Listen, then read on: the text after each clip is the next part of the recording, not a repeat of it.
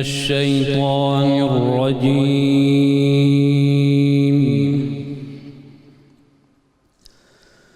بسم الله الرحمن الرحيم.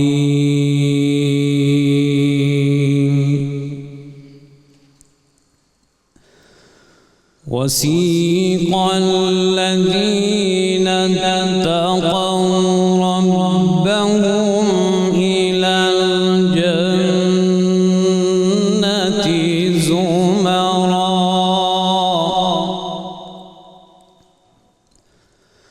حتى إذا جاءوها وفتحت أبوابها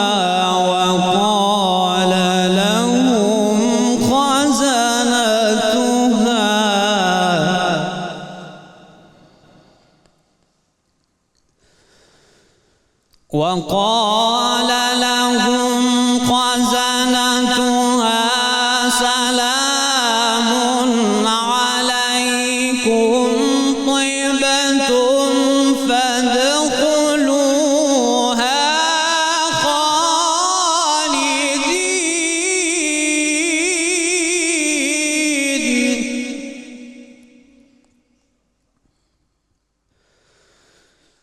وقالوا الحمد لله الذي صدقنا وعده وأورثنا الأرض نتبوأ من الجنة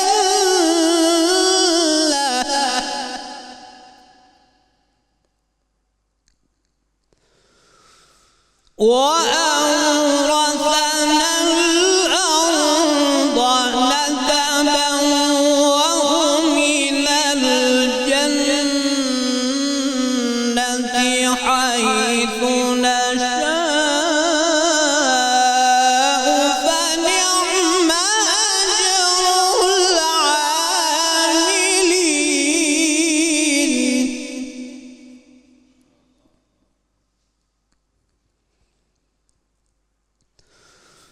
وترى الملائكة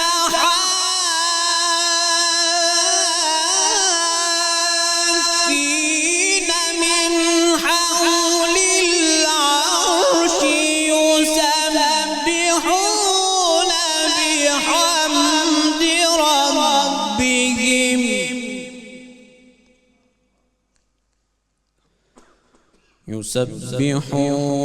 بحمد ربهم وقضي بينهم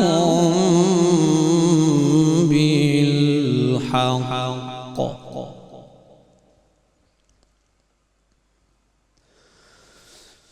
وترى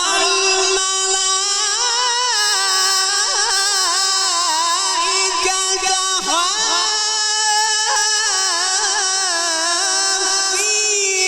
من حول العرش يسبحون بحمد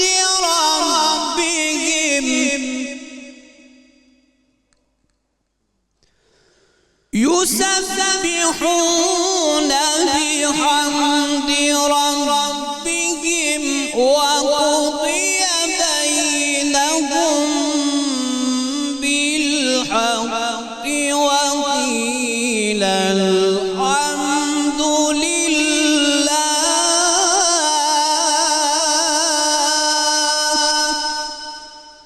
وقيل الحمد لله رب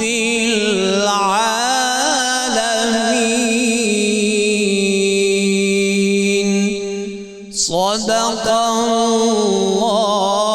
الله العظيم. اللہ ماشاءاللہ ماشاءاللہ ماشاءاللہ. یہ تھے ملک معروف قاری جناب قاری سید خالد حمید کاظمی صاحب جو تلاوت کلام پاک سے قلوب منور فرما رہے تھے۔ الحمدللہ رب العالمین والصلاة والسلام علی سید الانبیاء والمرسلین، اللہم صلی علی سیدنا و مولانا محمد وعلی آلہ واصحابہ وبارک وسلم وصلی علیہ۔ دنیا کے تمام دیکھنے والوں، تمام چاہنے والوں، تمام پیار کرنے والوں، اور جہاں جہاں تک اس وقت میری آواز کو سنا اور مجھے دیکھا جا رہا ہے، جنید اقبال کی جانب سے انتہائی محبت کے ساتھ السلام علیکم۔ ایک بار پھر ناظرین، آپ کو رحمت رمضان کی خصوصی براہ راست نشریات میں افطار کے موقع پہ دل کی گہرائیوں سے خوش آمدید کہتا ہوں۔ آج کا موضوع انتہائی اہم موضوع ناظرین اور بہت ہی زبردست موضوع ہے۔ میرا خیال ہے کہ نہیں تو کم و بیش ہر آدمی کا یہ مسئلہ، ہر آدمی کا۔ ہم بات کریں گے بنیادی طور پر شکی مرد اور شکی عورت پر۔ اب آپ سمجھ سکتے ہیں کہ جو شک ہے وہ معاشرے کے اندر کتنا پریویل کر چکا ہے۔ معاملہ یہ ناظرین کہ شک کسی بھی رشتے کو ایسے کھا جاتا ہے جیسے آگ لکڑی کو کھا جایا کرتی ہے۔ شک کی ابتدا تو ضرور ہوتی ہے مگر اس کی انتہا کوئی نہیں ہے۔ یعنی معاملہ یہ ہے کہ شک بدگمانی کی شاہراہ پر قدم رکھواتے ہی ہمیں الزامات، بہتان، لڑائی جھگڑوں اور مشکل ترین راستوں سے گزار کر قطع تعلق کرنے، رشتے ختم کرنے اور قتل جیسے سنگین فعل کی کھائی میں ہمیں پھینک دیا کرتا ہے۔ یاد رکھیں ناظرین، بات ماں باپ و اولاد کی ہو یا میاں بیوی کی ہو، بہن بھائی کی ہو یا ساس بہو کی ہو، نند بھاوچ کی ہو، رشتہ داروں کی ہو یا دوست احباب کی ہو، باس کی ہو یا ملازم کی ہو، کسی بھی رشتے یا تعلق میں شک کی ملاوٹ ہونے لگے تو یہ مرنے لگ جاتا ہے۔ اعتماد کی بنیاد پر ہی ناظرین رشتے یا تعلق کی عمارت قائم ہوتی ہے، اور جس دن اعتماد کمزور ہونے لگے تو رشتے بھی اندر سے کھوکھلے ہو جاتے ہیں اور ٹوٹنے لگتے ہیں۔ اگر یہ نہ رہے ناظرین تو تعلق کی زمین جو ہے وہ مکمل طور پہ یوں سمجھ لیجئے کہ بنجر ہو جایا کرتی ہے۔ بلکہ ایک جملہ اور ادا کروں کہ اگر یہ نہ رہے تو تعلق زمین بوس ہو کر شک کے ملبے تلے مکمل طور پر دب کر مر جایا کرتا ہے۔ بعد میں اس ملبے کو آپ جو مرضی چاہیں نام دے دیں لیکن نام تعلق یا نام رشتہ اس کو نہیں دے سکتے۔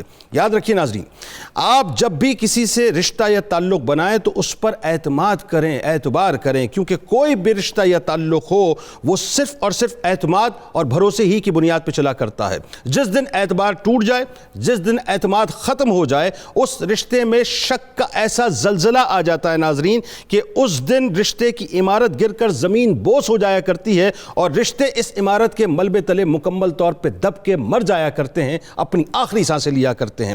اگر اسی طرح ناظرین میں اسپیسیفک بات کروں تو میاں بیوی کے رشتے کو ہی آپ لے لیجئے، عورت شک کرے تو مرد ہنس کر ٹال دیا کرتا ہے۔ یہ ہمارا عموماً ہوتا ہے، یعنی عورت اگر کوئی بھی ٹونٹنگ کرے یا شک کرے تو مرد جو ہے بڑا ہی مسکرا کر اس کو ٹال دیا کرتا ہے، لیکن مرد اگر شک کرے ناظرین تو عورت رو رو کر ٹوٹ جایا کرتی ہے۔ اس کے لیے سمجھ لیجئے کہ وہ زندگی کا آخری دن ہوتا ہے۔ اسی طرح سے ناظرین گھر کو جو چیز سب سے زیادہ برباد کرتی ہے وہ شک ہے۔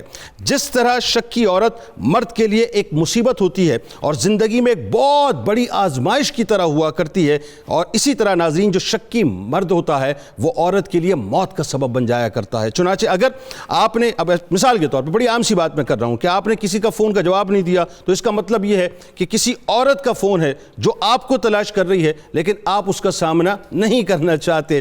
اگر آپ گھر میں آنے میں دیر کر دیتے ہیں یا دیر سے آ جاتے ہیں تو اس کا مطلب یہ ہے کہ آپ کسی عورت کے پاس تھے یا کسی جگہ انگیج تھے۔ اگر آپ کچھ سوچ رہے ہیں تو اس کا مطلب یہ ہے کہ آپ کسی عورت کے بارے میں سوچ رہے ہیں۔ اگر آپ لیٹ نائٹ کسی میسج کا جواب نہیں دیتے تو اس کا مطلب یہ ہے کہ کسی عورت نے آپ کو میسج کیا ہے جس کا آپ نے جواب نہیں دینا چاہتے۔ اگر آپ خلاف معمول بن ٹھن کر پرفیوم لگا کے باہر نکلنا چاہتے ہیں تو اس کا مطلب یہ ہے کہ آپ کسی عورت سے ملنے کے لیے جا رہے ہیں۔ شک ایسا دیمک ہے ناظرین جو عورت کو یا مرد کو اگر مگر پرمتو بٹ لیکن کے اندر ایسا الجھا دیتا ہے کہ جس سے رشتے مکمل طور پر کھوکھلے ہو جاتے ہیں۔ شک ایسا دیمک ہے، یوں سمجھ لیجئے جو رشتوں کو کھوکھلا کر کے رکھ دیتا ہے، اور ایک ایسا کینسر ہے ناظرین جس کا کوئی علاج نہیں، بلکہ یوں کہیے کہ ایک ایسا سرکہ ہے جو اگر رشتوں اور محبتوں اور تعلق کے شہد میں ڈال دیا جائے تو وہ رشتے، وہ محبتیں، وہ تعلق، وہ عشق سب کچھ ختم ہو کے برباد ہو جایا کرتا ہے۔ اس میں کوئی شک نہیں ناظرین کہ ایک شخص یا عورت کا شرط درست بھی ہو سکتا ہے، لیکن اس میں بھی یہ بات ہو سکتی ہے کہ یہ بھی کوئی شک کی بات ہے کہ اگر یہ غلط ہو تو پھر کیا ہو سکتا ہے۔ شک کی بیوی اپنے شوہروں پر نہ صرف ہر وقت کڑی نظر رکھتی ہے ناظرین، بلکہ شوہر کے اوپر مکمل طور پہ انٹیلیجنس بھی رکھتی ہیں، یہ بھی آج معاشرے میں دیکھا جاتا ہے. لیکن ساتھ ساتھ یہ دیکھ لیجئے کہ مرد اس کے بدلے میں اگر عورت پر اسی انداز سے کراس چیک کرنا شروع کر دے تو پھر عورت کی زندگی بھی تباہ ہو جاتی ہے اور گھر بار بھی تباہ ہو جایا کرتا ہے. لہٰذا ناظرین، آج بنیادی طور پر ہم اس موضوع پر بات کریں گے. زندگی کے ہر شعبے میں اٹھا کر دیکھ لیجئے، جہاں شک آ جاتا ہے وہاں رشتے ختم ہو جاتے ہیں، جہاں پر بدگمانی آ جاتی ہے وہاں پر رشتے تباہ ہو جاتے ہیں، جہاں پر بدگمانی آ جائے وہاں پر تعلق تباہ ہو جاتے ہیں. آج اس پر قرآن اور سنت کی روشنی میں بھی بات کریں گے، اور ہمارے ساتھ جو شخصیات ہیں ناظرین وہ ایسی کمال ہیں کہ آج گفتگو کا بڑا مزہ آنا ہے. پہلی شخصیت میرے ساتھ میرے دل کی جانب میرے بائیں جانب موجود ممتاز عالم دین، آپ کے ہمارے ہم سب کے انتہائی قابل احترام ہیں، محترم جناب مفتی محمد فاروق القادری صاحب. آپ کو خوش آمدید. السلام علیکم. بہت شکریہ. میرے دائیں جانب ناظرین جو شخصیت ہیں، آپ مسکراہٹوں کے سوداگر ہیں اور یوں کہیے کہ ہنسی کے تاجر ہیں اور خوشیوں کو جو ہے وہ سپلائی کیا کرتے ہیں لوگوں میں. آپ کے ہمارے ہم سب کے انتہائی قابل احترام ہیں، خوبصورت انداز ہے ماشاءاللہ، کمال مسکراہٹیں بکھیرتے ہیں. جناب جواد وسیم صاحب ہمارے ساتھ موجود ہیں، آپ کو بھی خوش آمدید. السلام علیکم. السلام علیکم سب کو اور آپ کو. وعلیکم السلام جی، بہت شکریہ. اور جناب ایک اور شخصیت ہمارے ساتھ موجود ہیں، ملک کے ممتاز شناخواں ہیں، میں ان سے بڑا پیار کرتا ہوں، میری بڑی ان کے ساتھ عقیدت ہے، برسوں کی عقیدت ہے. اللہ تعالیٰ ان کو سلامت رکھے، یہ سرمایہ ہیں پاکستان کا. ممتاز شناخواں محترم جناب الحاج اختر حسین قریشی صاحب ہمارے ساتھ موجود ہیں، آپ کو بھی خوش آمدید. السلام علیکم. اور آخر میں ایز یوزول جو کارنر پہ آپ کچن دیکھ رہے ہیں، محترمہ مہوش ستارہ صاحبہ ستارے کی طرح چمک رہی ہیں ماشاءاللہ، اور آج بتائیں گی جناب کہ کیا کیا ریسیپیز بننے والی ہیں. آپ کو بھی السلام علیکم، خوش آمدید. وعلیکم السلام جی. اور آج بننے لگی ہے افطاری ہے، تو میں نے کہا کہ تھوڑا سا بچوں کا بھی خیال رکھنا چاہیے کہ آپ ہر طرح کی چیزیں ٹرائی کر سکتے ہیں. تو میں بنا رہی ہوں آج پین کیک پیزا، اور اس کے ساتھ جو میٹھے میں بنا رہی ہوں اسٹرابری موس ہے، اور جو ڈرنک بنا رہی ہوں وہ ہے امرود کا جوس. اچھا، امرود کا جوس. بالکل امرود. میں نے کہا کہ اتنے پھلوں کو ہم ٹرائی کرتے ہیں تو امرود ہمیشہ کہیں سائڈ پہ رہ جاتا ہے، تو اس کو بھی اپنے ڈرنکس میں شامل کیا جائے. اچھا، وہ تھا امرود جو ڈائجسٹو سسٹم کے لیے بڑا زبردست ہے، بہت ضروری بھی ہے اور بہت اچھا ہے. اور دوسرا اس کو افطار میں اگر آپ استعمال کریں ریگولر تو آپ مطلب روزے جو ہیں آپ کے وہ بڑے اچھے جائیں گے. رمضان میں نارملی، ویسے میں آپ سے پوچھ رہا ہوں، میری ذرا اصلاح کیجیے گا کہ وہ شعبہ آپ کا نارملی ہوتا ہے کہ کانسٹیپیشن جو ہے لوگوں کو ہو جاتا ہے. جی. اگر یہ رمضان میں آپ امرود کا باقاعدہ استعمال کریں، باقاعدہ بے قاعدہ نہیں باقاعدہ استعمال کریں، تو آپ یقین مانیے یہ جو مرض ہے نا کانسٹیپیشن کا، یہ انشاءاللہ نہیں ہوگا. بالکل ایسا ہی ہے. اپنا خیال اسی لیے میں نے کہا کہ میں اپنی ڈیٹیلز بتائیے مزید کیا کس طرح سے بن رہا ہے. پین کیک پیزا میں لے رہی ہوں میدا لے رہی ہوں 2 کپ ہے، انڈے ہیں 2 عدد، مکھن ہے 2 کھانے کے چمچ، چینی ہے 1 ٹیبل اسپون، دودھ ہے 1 کپ، چکن کیوبز لے رہی ہوں بون لیس سبروسو کے تقریباً 500 گرام ہے، تکہ مسالہ ہے 2 سے 3 ٹیبل اسپون ہے، اور ساتھ میں نمک ہے اور کالی مرچ ایز پر ٹیسٹ ہے. اس کے ساتھ میں پیزا سوس لوں گی تقریباً 4 to 5 ٹیبل اسپون ہے، اور اسی کے ساتھ چیڈر چیز ہے، موزریلا چیز ہے، اور میں نے 3 ویجیٹیبل اس میں لی ہیں، پیاز ہے، ٹماٹر ہیں، کیپسیکم ہے، اور اسی کے ساتھ میں آلیوز لگاؤں گی. یہ بالکل سیم نارمل جو آپ پیزا گھر میں بیک کرتے ہیں یہ ویسا ہی بنے گا، لیکن یہ بنے گا اسٹوو کے اوپر، فرائنگ پین کے اندر. اور جو ہمارا تھرڈ ہے وہ ہے میٹھے میں اسٹرابری موس ہے. اس میں ہم لے رہے ہیں فریش اسٹرابریز لے رہے ہیں، اس کو ہم نے پیوری بنا لی ہے. اسی کے ساتھ آئسنگ شوگر ہے 1 کپ، اور اسی کے ساتھ وپ کریم ہے اور اورپس کی ہیوی کریم ہے تقریباً 1 کپ. ان دونوں کو ملا کے اچھے سے ہم نے اس کو بیٹ کر لیا. بیٹ کرنے کے بعد اس میں ہم اسٹرابریز ڈالیں گے اور اس کو اچھے سے ہم چلڈ کریں گے اپنی فریج کے اندر. اور جو تھرڈ ہمارا ہے وہ ہے امرود کا جوس. اس میں میں لے رہی ہوں امرود ہے. کو بس کرایا ہے، روزہ لگنا شروع ہو گیا. کیا اچھی بات ہے. امرود کا جوس ہے، اس میں میں لے رہی ہوں. دیکھیں اب یہ جواد وسیم صاحب کی جو موجودگی ہے نا، اس کا احساس آپ کو بار بار ہوتا رہے گا. بہت سنبھل کے آج چلنے والا کام ہے آپ کو. بالکل. اور امرود کا جوس ہے، اس میں میں لے رہی ہوں امرود لے رہی ہوں، شوگر ہے، برف ہے، کالی مرچ ہے، اور اس کو میں اچھے سے بلینڈ کروں گی پودینے کے پتوں کے ساتھ. اچھا، تو ہو گئی ساری چیزیں. بالکل. آپ کو روزہ لگنا تو شروع نہیں ہوا؟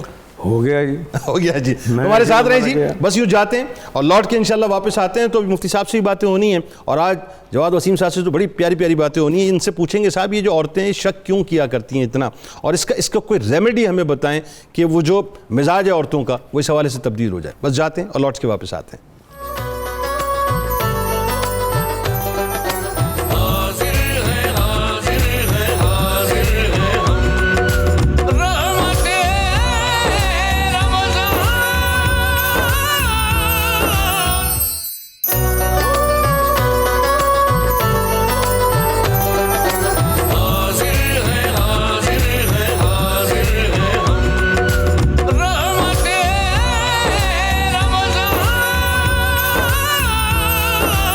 ناظرین ابھی ہمیں جوائن کیا ہے, آپ جانتے ہیں خواتین کے حوالے سے بہت ایکٹیو خاتون ہیں, chairperson women protection authority Punjab کی محترمہ فاطمہ چدھڑ صاحبہ. آپ کو میں خوش آمدید کہتا ہوں. السلام بہت علیکم. شکریہ.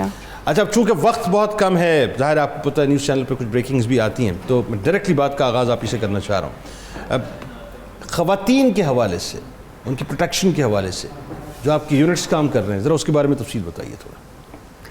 بسم اللہ الرحمن الرحیم. میں تھوڑا سا اتھارٹی کے بارے میں آپ کو پہلے بتا دوں کہ یہ کب بنی. 2017 میں بیسکلی یہ اتھارٹی بنی, اور 2017 میں وائلنس اگینسٹ وومن سینٹر ہمارا ملتان میں بنا. ٹھیک ہے.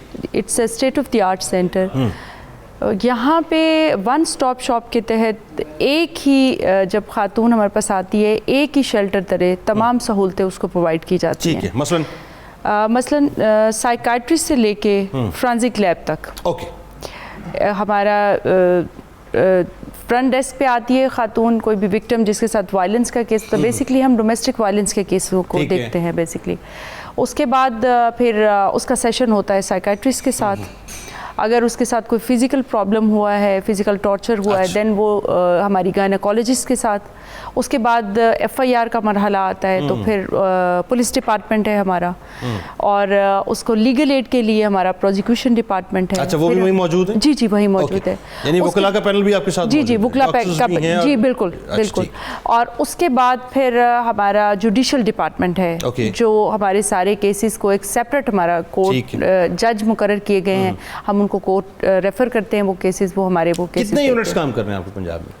ابھی فی الحال ملتان میں ہے یہ کام کر رہا, لیکن لاہور میں بن رہا ہے انشاءاللہ 2022 میں انشاءاللہ وہ ورکنگ سٹارٹ کر دے گا. ابھی ایک ہی یونٹ ہے بیسکلی؟ جی ابھی ایک ہی یونٹ ہے, لیکن اتھارٹی پورے پنجاب میں ورکنگ کر رہی ہے. اچھا ٹھیک ہے. پورے پنجاب میں. کتنی خواتین وہاں پہ, تعداد کتنی ہے جو ہماری آتی ہیں خواتین اس وقت کتنی, مطلب جو ریزیڈنٹ ہیں وہاں پہ جن کو پروٹیکشن دی گئی ہے؟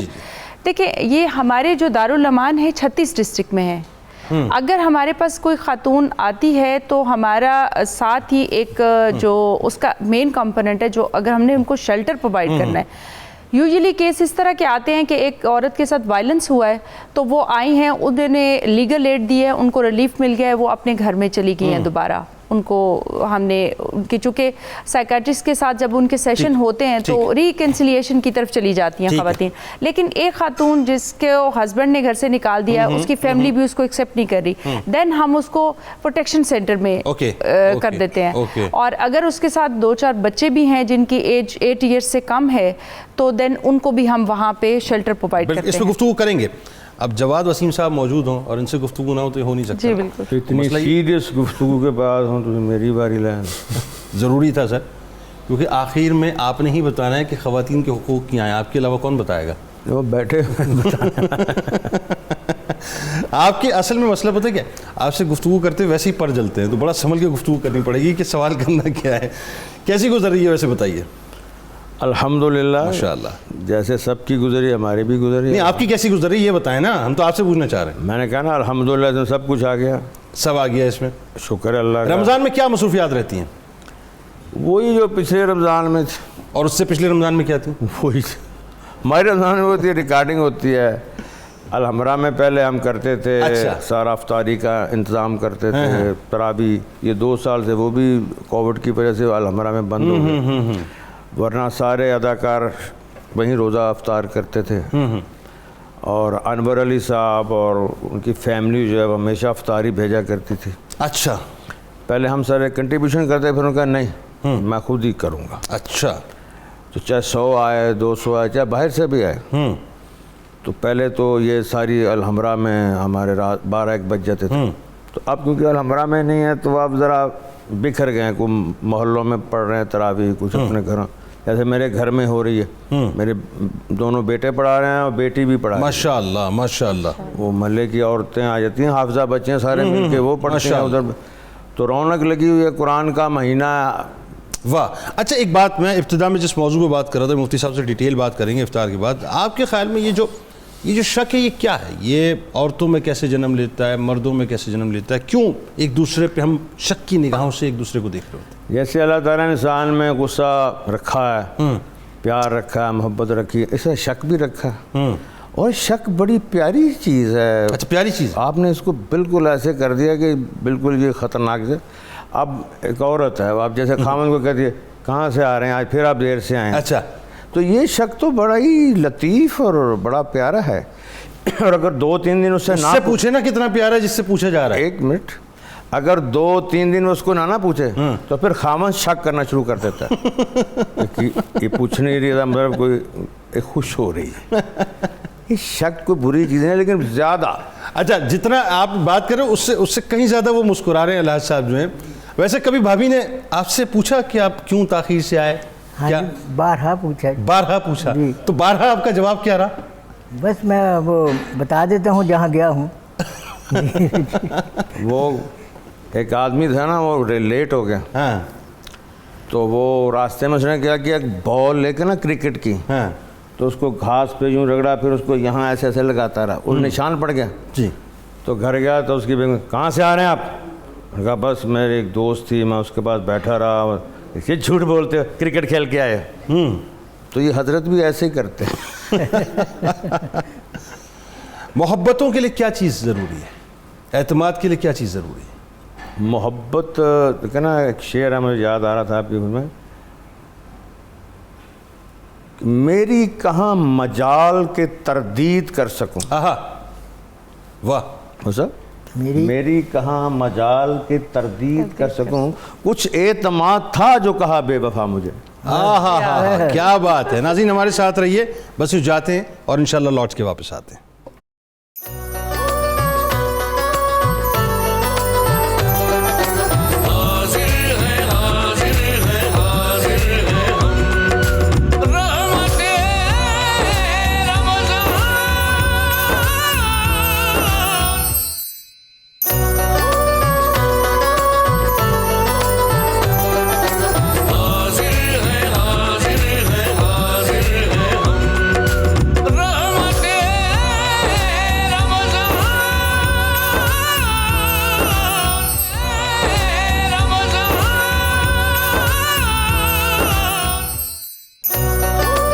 ایک بار پھر ناظرین میں آپ کو خوش آمدید کہتا ہوں. رحمت رمضان کی خصوصی براہ راست نشریات ہے. افطار کا انتہائی حسین سا موقع ہے اور جو پیاری سی شخصیات اس وقت ہمارے درمیان تشریف فرما ہیں ان میں آپ کے ہمارے ہم سب کے انتہائی قابل احترام مفتی محمد فاروق القادری صاحب موجود ہیں. آپ کے بہت ہی پیارے جواد وسیم صاحب ہمارے ساتھ موجود ہیں, اور محترمہ فاطمہ چدڑ صاحبہ, اور الحاج اختر حسین قریشی صاحب کے تو کیا ہی کہنے. اور وہ جو محوش ستارہ صاحبہ ستارے کی طرح چمکتی رہتی ہیں کچن میں, ذرا ان سے پوچھتے ہیں صاحب کہ کہاں تک پہنچا کچن, آپ کو بتائیے. ہماری افطاری بالکل تیار ہے. پین کیک پیزا بھی تیار ہے, اس کے ساتھ اسٹرابری موس بھی ریڈی ہے, سبروسو کے چکن پکوڑے بھی تیار ہیں, اور اسی کے ساتھ امرود کا جوس, اور ساتھ ساتھ ہم نے ٹینگ کا آج بنایا ہے مینگو فلیور. اچھا جو امرود کا جوس ہے نا, یہ سارے سائڈ پہ ہیں. مفتی صاحب کہیں گے نہیں, ہاں میں کہہ رہا ہوں ان کی طرف سے اس کو بالکل الگ کر دیجیے, بالکل الگ ہے نا. اور یہ مجھے پتہ ہے کہ جواد بھائی نے بھی کچھ جواد ہاں میں کہتا کہ جو علیحدہ کروانا شاید آپ نے پروگرام کے بعد ساتھ لے کے جانا ہے. تو یہ جواد بھائی کے لیے بلکہ فاطمہ صاحبہ کے لیے الگ کر دیجیے گا. جی بالکل. سب وہ دیکھیں قریشی صاحب مجھے دیکھ رہے ہیں, میرا نام نہیں لیا, تو ان کے لیے بھی الگ کر دیجیے. سب کے لیے بنا دیے. ٹھیک ہو گیا, ٹھیک ہو گیا. اور کوئی ڈیٹیل وغیرہ آپ کے پاس؟ جی ساری چیزیں ہماری فائنل. چلیں جی, تھینک یو. سر یہ بتائیے یہ شک ہے کیا, پہلے تو ذرا تھوڑا سا آپ اس پہ کلام فرمائیں, پھر ڈیٹیل تو انشاءاللہ افطار کے بعد کرتے ہیں. شک کو عمومی طور پر ایک منفی رویے کے طور پر لیا جاتا ہے. کسی کے بارے میں سوچنا, یہ سوچنا, یہ خیال کرنا 2 طرح سے ہوتا ہے, کبھی اچھا اور کبھی برا. ٹھیک ہے. وہ شک جو برائی پر مشتمل ہو وہ منع ہے, اور جو برائی پر مشتمل نہ ہو وہ شک بعض صورتوں میں جائز ہوتا ہے. جائز ہوتا ہے, ٹھیک ہے. ایک شخص شراب خانے سے باہر نکلا اور کسی نے اس کو دیکھ کر یہ سوچا, شک کیا کہ یہ شراب پی کر آیا ہو, یہ شک ممنوع نہیں ہے, اس لیے کہ اس شخص نے خود تہمت والی جگہ جا کر اس کو موقع دیا. اچھا. لیکن ایسا شک جو کسی ایسے ظاہری سبب کے بغیر کیا جائے اور اس شخص کی برائی سے متعلق سوچا جائے, یہ ہے بدگمانی. یہ جو بدگمانی ہے اس کی ممانت پر اور مذمت پر تو قرآن کی صریح نص اور آیت موجود ہے. یا ایھا الذین آمنوا اجتنبوا کثیرا من الظن ان بعض الظن اسم, کہ لوگوں زیادہ برے گمان سے، خیال سے، شک سے بچو، اس لیے کہ بعض شک، بعض گمان گناہ ہے۔ اس سے پتہ چلا کہ ہر شک گناہ نہیں ہے، بعض شک ایسے ہیں جو ضرور گناہ ہے۔ اس کی بڑی ڈیٹیل ہے، ہم انشاءاللہ کریں گے، اس پہ تو ابھی بڑی گفتگو ہونی ہے، کیونکہ بہت سی خواتین مجھے پتہ ہے کہ پروگرام دیکھ کے سوچیں گی کہ جی ذرا میری بھی نمائندگی ہونی چاہیے۔ بہت سے مرد یہ سوچیں گے کہ ہم جو پس رہے ہیں شک کے جال کے اندر ہیں۔ قریشی صاحب جی ہے نا، ایسا ہی ہوتا ہے نا، یعنی مرد کے بعد آپ کو قریشی صاحب بھی مرد لگے ہیں؟ تو سوال بھولے مرد نہیں، بھولے مرد لگے مجھے جواد وسیم صاحب وہ بھولے مرد لگے، بھولے ہیں نا، پیارے ہیں، بھولے ہیں۔ اچھا یہ بتائیے محترمہ کہ یہ جو کیسز آپ کے آتے ہیں اس میں زیادہ تر تعداد کن کیسز کی ہوتی ہے؟ زیادہ تر کیسز جو ہمارے پاس آتے ہیں وہ ڈومیسٹک وائلنس کے آتے ہیں۔ ڈومیسٹک وائلنس، ہاں جی، اوکے۔ مار پٹائی، مار پٹائی میں کون زیادہ متحرک کردار ادا کر رہے ہوتے ہیں فریقین؟ ڈیفینیٹلی خامد ہی مارتا ہے، اور اس میں میں تھوڑا سا ایک اور بات کروں گی کہ آج کل عورتیں بھی کم نہیں کرتی، نہیں وہ دونوں پہلو سے، لیکن یہ کہ یوزلی جو فی زمانہ چیز چل رہی ہے وہ ہسبینڈ ہی۔ اچھا، عورت جب مارتی ہے نا تو مصیبت یہ ہے کہ مرد بتا بھی نہیں سکتا کسی کو، اور عورت تو جا کے بتا دیتی ہے مرد نے مارا ہے، مطلب ہے نا، لیکن اگر مرد پٹے عورت، مطلب مرد پھر بتا بھی نہیں سکتا کسی کو۔ لیکن یہ کتنے پرسنٹ ہے یہ تو آپ بتائیں نا، کہ مطلب ہاں عورتیں بھی مارتی ہوں گی، تجربہ بتا۔ اچھا بالکل اچھا جی آپ بتا دیجیے۔ جی میں یہ بتا رہی تھی کہ مطلب یہ جو خواتین کیا ہم کہتے ہیں کہ جیسے سر نے کہا کہ خواتین بھی کرتی ہیں، ڈیفینیٹلی ہوتا ہے معاشرے میں، ایسے بھی کیسز دیکھنے میں آئے ہیں، لیکن ان کی تعداد بہت کم ہوتی ہے۔ یوزلی جو جھگڑے گھر میں، جیسے ہم نے، اب میں پورے پنجاب کو دیکھ رہی ہوں تو میرے پاس فیملیز بھی آتی ہیں، پھر وہ ان کی کاؤنسلنگ بھی ہوتی ہے، ان کے ساتھ ہم اسپاؤس کاؤنسلنگ بھی کرتے ہیں۔ تو اس میں میں نے ایک بات جو نوٹ کی ہے وہ یہ ہے کہ جو خاتون اور مرد کا جو جھگڑا ہے وہ یوزلی ان کا اپنا بہت ہی کم ہوتا ہے، ٹھیک ہے، کہ فیملی ٹو فیملی جو پرابلمز ہوتی ہیں، یہ ایک بڑا مسئلہ ہے۔ یہ لڑکے کی ماں نے یہ کہہ دیا، لڑکی کی ماں نے یہ کہہ دیا، تمہارے بھائی نے یہ کہہ دیا، تمہاری بہن نے یہ کہہ دیا، یہ جو جھگڑے ہیں یہ میاں بیوی کی جو ہستی بستی لائف ہوتی ہے اس کو بہت زیادہ خراب کرتے ہیں۔ مطلب وہ جو پھونک مارنے والے لوگ ہیں کان میں، وہ آ کے جو پھونکے مارتے ہیں اس سے بربادی پیدا ہوتی ہے۔ کل میں ایک جگہ کسی تقریب میں تھا تو افطاری کھانا کھلا تو باہر ایک صاحب بیٹھے تھے، تو اندر سے ان کی بیگم ہے، تسی کیوں باہر بیٹھے ہو؟ ان کا نہیں میں ذرا پانی شریف میں خود آنا اندر کھانا، اندر آؤ میں بیچنی ہے کہڑا تانوں بین نہیں دیتا، نہ کوئی بات نہ کچھ، تو اندر جا کے جھگڑا شروع ہو گیا۔ تو جس وقت وہ شاؤٹ ہوئی تھی اس وقت آپ نے چہرے کا جو ایکسپریشن ہے وہ کیسا دیکھا تھا اپنے دوست کا، یہ بتائیے نا ذرا۔ نہیں میں عورتوں والے ایکسپریشن تو نہیں دے سکتا، نہیں میں مرد کے ایکسپریشن کی بات کر رہا ہوں۔ وہ تو آرام سے بیچارے بیٹھے ہوئے تھے، وہ مردوں کا کیا، بیچارے ایک بادشاہ نے 500 شادی شدہ جوڑوں کی دعوت کی، دعوت کے بعد اس نے کہا جو بیویوں سے ڈرتے ہیں وہ رائٹ سائڈ پہ ہو جائیں، تو نہیں ڈرتے وہ لیفٹ سائڈ پہ ہو جائیں، ٹھیک ہے۔ تو 500 میں سے 499 ڈرنے والوں میں ادھر چلا گیا، ایک ادھر آ گیا وہ نہیں تھا ڈرتا، نہیں ڈرتے۔ بادشاہ نے بڑا کلیپ کیا، انہوں نے کہا یار واہ واہ، ہماری رعایا میں کوئی ایسا بھی آدمی ہے جو بیگم سے نہیں ڈرتا، وہ لیفٹ سائڈ پہ، ہمیں بھی کوئی، اس کا ہمیں بھی کوئی گر بتاؤ، ہم بادشاہ ہو کے اپنی بیوی سے ڈرتے ہیں۔ اس نے کہا جی گر کا تو مجھے پتہ نہیں، مجھے تو میری بیگم نے کہا تھا یہاں سے ہلے میں تمہاری ٹانگیں توڑ دوں گی۔ کیا بات ہے۔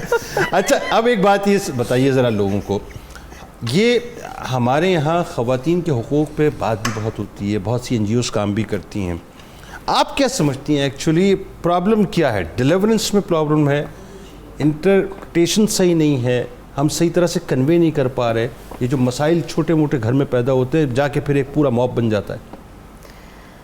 دیکھیے اگر چھوٹے چھوٹے مسائل کو ہی فوری طور پہ سارٹ آؤٹ کر دیا جائے اور بیٹھ کے بات کی جائے، مطلب اگر ہسبینڈ اینڈ وائف میں کوئی ایشو ہے تو وہ بیٹھ کے اس کو بات کریں۔ آخر میں تو ہم جہاں بھی دنیا میں دیکھتے ہیں کہیں بھی کسی بات کا کوئی ڈائلاگ پہ آ کے ختم ہوتی ہے، سلوشن اس کا جب تک آپ بیٹھیں گے نہیں، بات نہیں کریں گے، بات نہیں بنے گی۔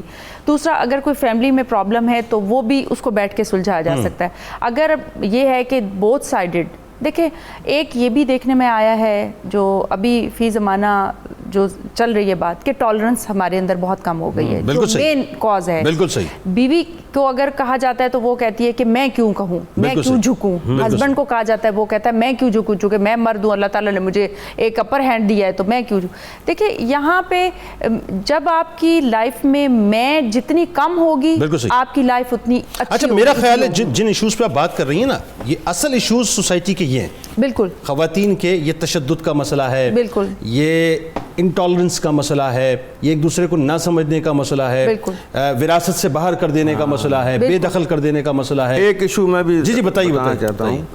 میرا کزن تھا تو مجھے کہتا ہے جی اپنی پرجائی نو نا شوہراں دے حقوق دسو. میں کہا میں تینوں بیوی دے حقوق نہ دساں. بالکل صحیح. یعنی کہ ہم سیکھ رہے ہیں فرائض اس کے اپنے نہیں، اپنا سیکھ رہے ہیں تو جھگڑا ختم ہو. سر میں آپ کو بتاؤں اس پہ ایک بڑی کمال بات کسی نے کہی کہ ایک کا فرض دوسرے کا حق ہوتا ہے، دوسرے کا حق پہلے کا فرض ہوتا ہے. آپ فرض ادا کرنے والے بن جائیں، سامنے والا آٹومیٹکلی جو ہے ریسیونگ اینڈ پہ ریسیو کرنے والا بن جائے گا. دوسرا میں ایک اور بات بتاؤں کہ دیکھیں یہ تھوڑا سا پیرنٹس کی بھی ڈیوٹی اس میں شامل ہونی چاہیے کہ جہاں پہ ہم یہ ماں جو ہوتی ہے اس کا بہت میجر کردار ہے. بالکل ٹھیک ہے. آپ ہمیشہ اپنی بیٹی کو یہ بات کیوں سمجھاتی ہیں کہ آپ نے سسرال میں جانا ہے تو آپ نے کمپرومائز کرنا ہے، آپ نے فلاں کی بھی بات مانی ہے، آپ نے بھائی کی بھی مانی ہے، آپ دو چار بیٹے کو کیوں نہیں یہ باتیں بتاتی کہ بھائی بیٹا آپ نے بھی ماں کی بات بھی ماننی ہے، باپ کی بھی ماننی ہے، بہنوں کی بھی ماننی ہے، اور سسرال میں جو بیوی آپ کے گھر آئے گی آپ نے اس کے ساتھ بھی اچھے طریقے سے رہنا ہے اور سسرال کے ساتھ بھی اچھے طریقے سے پیش آنا ہے. دیکھیں جب آپ بیلنس کر کے چلتے ہیں، ڈسکریمنیشن ماں پیدا کر دیتی ہے. بیٹی کا کیوں حق ہے کہ وہ سارا ڈائننگ ٹیبل سیٹ کرے اور وہ برتن اٹھائے بھی، اور نہیں بیٹا صرف اٹھ کے کھائے. بیٹا اگر دو چار برتن بہن کے ساتھ رکھ دے گا یا پانی کا گلاس جیسے افطاری بنا رہی ہے ایک عورت بنا رہی ہے، بہن بنا رہی ہے، تو بھائی بھی اگر جا کے ہیلپ کر دے گا. دیکھیں آپ صلی اللہ علیہ وسلم ہم صرف مثالیں دیتے ہیں جو ہمارے مطلب کی. آپ کی بات مجھے بڑی اچھی لگی کہ دین ہم چاہتے ہیں اپنے مطلب کا. آپ صلی اللہ علیہ وسلم اپنے جوتے خود گانٹتے تھے، اپنے کپڑے خود سیتے تھے، اپنی خواتین کے لیے وہ کبھی وہ بوجھ نہیں بنے تھے، وہ کبھی اپنی خواتین کو اپنا کام نہیں کرنے دیتے تھے. تو کیوں ہم مرد جو ہیں وہ اپنی انا کا مسئلہ بنا لیتے ہیں کہ اگر بیوی بچہ رو رہا ہے، بیوی کچن میں کام کر رہی ہے، وہی آ کے فیڈر بنا کے دے. بھائی فیڈر پڑا ہوا ہے، آپ اپنے بچے کے منہ میں ڈال دیں گے تو بچہ تو اتنا آپ کا ہے اتنا اس کا نہیں، وہ اصل میں مرد کی انا کو ٹھیس پہنچ جائے گی نا. پرابلم یہ ہے، میں وہی بات کی کہ جہاں میں آ جاتی ہے، جہاں پہ انا آ جاتی ہے. دیکھیں ایک بات تو آپ کی یہ جتنی باتیں 100% اس میں کوئی دوسری رائے نہیں، اس میں بڑا کلام بھی ہو سکتا ہے، لیکن ایک بات اس میں تھوڑا سا بہت ہی انتہائی ادب سے اختلاف کرتے ہوئے کہ ماں ہی ایکچول تربیت گاہ ہوتی ہے. ماں کو یہ تربیت کر کے بھیجنی چاہیے کہ تمہیں گھر چلانا ہے، گھر نبھانا ہے، ایکسپلوئٹ نہیں کرنا چاہیے. ہاں یہ ضروری ہے کہ بچے کی تربیت بھی ہو کہ صاحب تم نے اپنا کردار کیسے ادا کرنا ہے. بالکل اس طرح کی بات ہے. میرا ماننا یہ personal, may be I am wrong, آپ ذرا اس پہ بس مختصر کامنٹ فرمائیے. عورت ہی عورت کی دشمن ہمیں نظر آتی ہے اس معاملے کے اندر. اگر ہم بچوں کی تربیت اس طرح سے کریں کہ ہمیں گھر بسانا ہے تو چیزیں بہت بہتر ہو جائیں. ہوتا یہ ہے کہ جب وہ واٹس ایپ پہ اور فیس بک پہ اور ادھر ادھر جب وہ کمیونیکیشن کے راستے ہوتے ہیں نا کہ وہ ایک جملے کی فیڈ بیک دی جا رہی ہوتی ہے، بتایا جا رہا ہوتا ہے کہ جی آج لائیو سیشن یہ ہوا ہے گھر کے اندر، مسائل وہاں سے پیدا ہوتے ہیں. میری بیٹی کی شادی تھی تو میں نے کہا بیٹا کیا تمہیں تحفہ دوں خاص جو تم مانگو. انہوں نے کہا بابا جی مجھے تذکرہ صحابیات لا کے. کیا اچھی بات ہے کہ جو شادی کے بعد جو ہماری سرکار دو عالم صلی اللہ علیہ وسلم کی ازواج مطہرات اور صاحبزادیوں کا اور صحابیات کا جو طرز زندگی تھا شادی کے بعد، وہ میں سیکھنا چاہتا ہوں. سبحان اللہ. سبحان. اور ماشاءاللہ ناروے ہے آج کل، حافظ قرآن ہے، ماشاءاللہ خوبصورت زندگی گزار رہی، کیونکہ اس نے کہا مجھے ان کا طرز زندگی چاہیے. یہی ہمارے لیے مثالیں وہی ہیں، ہمارے سارے لیسنز وہی ہیں. سر یہ جو بات آپ کر رہے ہیں نا، یہی ایکچول بنیاد ہے. میرا خیال ہے کہ آپ بھی، میری گزارش ہوگی آپ سے، اپنے سارے یونٹس میں اس طرح کی کتب رکھیں کہ جہاں صحابیات کی جو زندگی ہے نا وہ ایکچول ان کو پڑھنے کو ملے. لیکن آپ کا بہت شکریہ، آپ لوگ تشریف لائے. آئیے جناب چلتے ہیں اور دیکھنے والوں سے گزارش ہے کہ وہ قصیدہ غوثیہ میں مفتی صاحب کے ساتھ شامل ہو جائیں اور انشاءاللہ جب دعا فرمائیں گے پاکستان کے لیے اور امت مسلمہ کے لیے دعا فرمائیے. بسم اللہ الرحمن الرحیم. اللہم صل علی سیدنا و مولانا محمد معدن الجود والکرم وآلہ وبارک وسلم. یا شاہ جیلاں یا شاہ جیلاں یا شاہ جیلاں یا شاہ جیلاں سقانی الحب کاسات الوصال فقلت نحوی تعالی ساعت ومشت لنحوی فی کؤوس فہمت بسکرتی بین الموالی فقلت لصائر الاقطاب لموا بحالی وادخلوا انتم رجالی وهموا واشربوا انتم جنودی فساق القوم بالوافی ملالی شربتم فضلتی من بعد سکری ولا نلتم علوی واتصالی مقامکم العلا جمع ولكن مقامی فوقكم ما زال علي أنا في حضرة التقريب وحدي يصرفني وحسبي ذو الجلال أنا البازي واشهب كل شيخ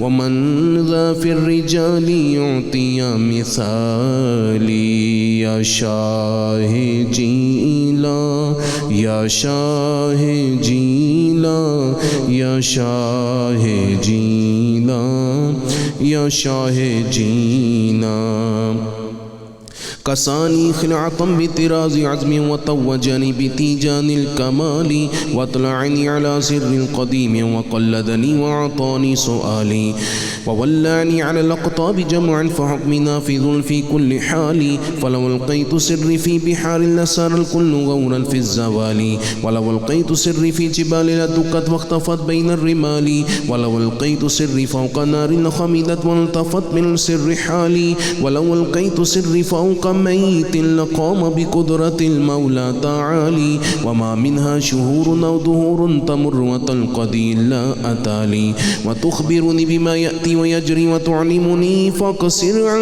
جدالي مريدي هموتي واشتح وغني وافعل ما تشاء فالاسم علي مريدي لا تخف الله ربي أعطاني رفعة نلت المنال طبولي في السماء والأرض دقت وشوس السعادة قد بدالي بلاد الله ملكي تحت حكمي وقتي قبل قبلي قد صفالي نظرت إلى بلاد الله جمعا كخردلة على حكم اتصالي وكل ولي له قدم وإني على قدم النبي بدر الكمال بلاد الله ملكي تحت حكمي وقتي قبل قبلي قد صفالي وكل ولي له قدم وإني على قدم النبي بدر الكمال نظرت إلى بلاد الله جمعا كخردلة على حكم اتصالي مريدي لا تخواش فإني عزوم قاتل عند القتال أنا الجيلي محي الدين اسمي وعلامي على رأس الجبال أنا الحسني والمخضع مقامي وقدامي على عنق الرجال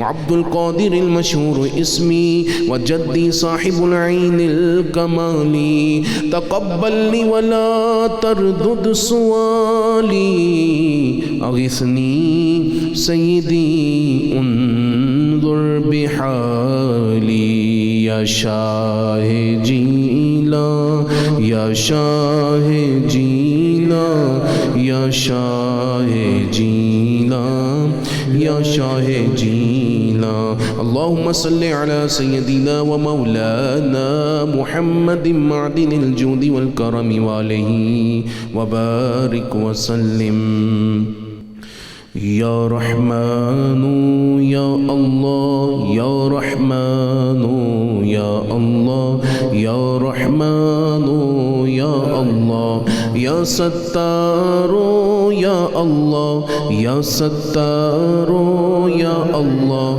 يا ستار يا الله يا رزاق يا الله يا رزاق يا الله يا رزاق يا الله يا سلام يا الله يا سلام يا الله يا سلام یا اللہ یا حی یا قیوم یا حی یا قیوم یا حی یا قیوم یا مسبب الاسباب یا مسبب الاسباب یا مسبب الاسباب یا ذا الجلال والاکرام. الحمدللہ رب العالمین والصلاة والسلام علی سید المرسلین. پروردگار عالم آج کا روزہ قبول فرما. افطار کا وقت ہے، قبولیت کی گھڑیاں ہیں.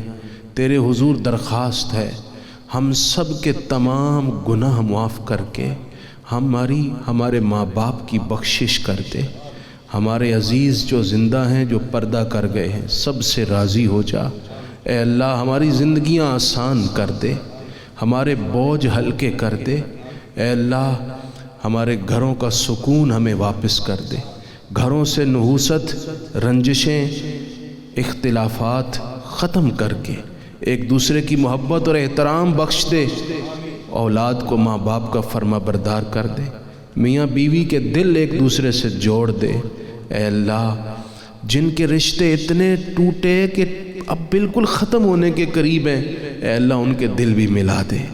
جن میاں بیوی کے کیسز ججز کے پاس پڑے ہوئے ہیں، بس قریب ہے کہ رشتہ ٹوٹ جائے، اللہ انہیں بھی ملا دے. پروردگار کسی ماں باپ کو اولاد کا غم نہ دکھانا. اے اللہ بے روزگاروں کو رزق دے دے، مقروضوں کے قرضے اتار دے. خصوصاً میرے مالک ہمارے جتنے سیٹ پر بیٹھے ہوئے افراد ہیں اور جو ہمیں دیکھ رہے ہیں، ہم میں اور ہماری فیملیز میں، ہمارے رشتہ داروں میں جو بیمار ہیں، رمضان کی ان افطار کی مقبول گھڑیوں کا واسطہ سب کو شفا دے دے. پروردگار جب تک زندہ ہیں ایمان اور صحت اور عزت سے رکھنا، اور کل قیامت عزت کے ساتھ اپنی بارگاہ میں لانا، اور ایسی نظر کرم کرنا کہ حضور کی شفاعت کی بدولت حساب کتاب لیے بغیر جنت الفردوس ہم سب کا مقدر بنانا. پر میرے مالک پاکستان کو ریاست مدینہ کا عکس بنا دے. ہمارے ملک کو استحکام اور سلامتی دے دے. ہمارے ملک کو عالم اسلام کی قیادت کا شرف دے دے. اے اللہ دنیا بھر کے مظلوموں کو ظلم کی اندھیری رات سے نجات بخش دے. سبحان ربک رب العزت عما یصفون. خصوصاً میرے مالک ہمارے وہ سپاہی جو سرحدوں کی حفاظت کر رہے ہیں، اپنی جانیں داؤ پر لگائی ہیں، ان کی حفاظت فرما. وصلی اللہ تعالی علی النبی الکریم الامین وعلی آلہ واصحابہ اجمعین برحمتک یا ارحم الراحمین. آمین آمین. ماشاءاللہ ماشاءاللہ. ناظرین اکرام، آپ اپنا روزہ افطار کیجئے، اللہ سے دعا کیجئے پاکستان کے لیے، امت مسلمہ کے لیے.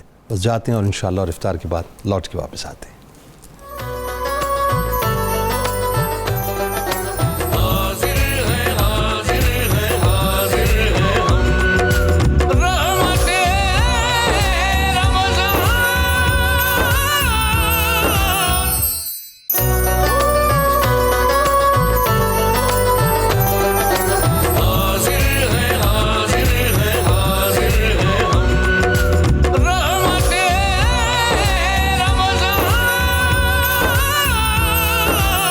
ایک بار پھر ناظرین، میں آپ کو رحمت رمضان کی خصوصی براہ راست نشریات میں خوش آمدید کہتا ہوں. ہمارے ساتھ اس وقت ملک کے دو ممتاز علماء کرام موجود. میرے دل کی جانب، میرے دل کے قریب ممتاز عالم دین محترم جناب مفتی محمد فاروق القادری صاحب، اور ایک اور شخصیت ممتاز عالم دین محترم جناب مفتی محمد طاہر تبسم قادری صاحب. آپ دونوں کو میں خوش آمدید کہتا ہوں. السلام علیکم. وعلیکم السلام. آغاز ناظرین آج کرنے جا رہے ہیں، بڑا اہم موضوع ہے، شکی مزاج عورتیں اور شکی مزاج مرد. اچھا، اب کچھ سیمپل کیسز میں ذرا آپ کے سامنے رکھ رہا ہوں معاشرے کے، ذرا توجہ سے سنیے گا. بات یہ ناظرین کہ ہمارے ہاں مزاج بن گیا ہے، آپ کو پتہ ہے کہ ہر طرف آج ہمیں محسوس ہوتا ہے کہ شک ہی شک، منفی شک کی میں بات کر رہا ہوں، وہ سرائیت کر چکا ہے. مثال کے طور پہ جاب سے کوئی شخص فارغ ہو گیا تو آفس کے کسی فرد کے اوپر شک ہو گیا کہ اس نے ہمارے خلاف کوئی سازش کی ہوگی. کاروبار میں نقصان ہو گیا تو قریبی کاروباری حریف پر شک ہے کہ اس نے کچھ نہ کچھ کروا دیا ہوگا. مذہبی اجتماع میں یا دعا مانگتے ہوئے کوئی شخص اگر رو رہا ہے تو اس پر بھی شک ہے کہ یہ دکھانے کے لیے رو رہا ہے. گھر سے کوئی چیز غائب ہو جائے تو آنے جانے والے رشتہ داروں یا ملازموں پر شک ہے کہ انہوں نے ہی چرائی ہوگی۔ اسی طرح سے کامیابی یا ترقی پر کسی نے حسب خواہش مبارکباد یا کانگریٹس کر دیا تو شک ہے کہ یہ مجھ سے جلتا ہوگا، جلن کے اندر اس نے مجھ پہ طنز کیا ہے۔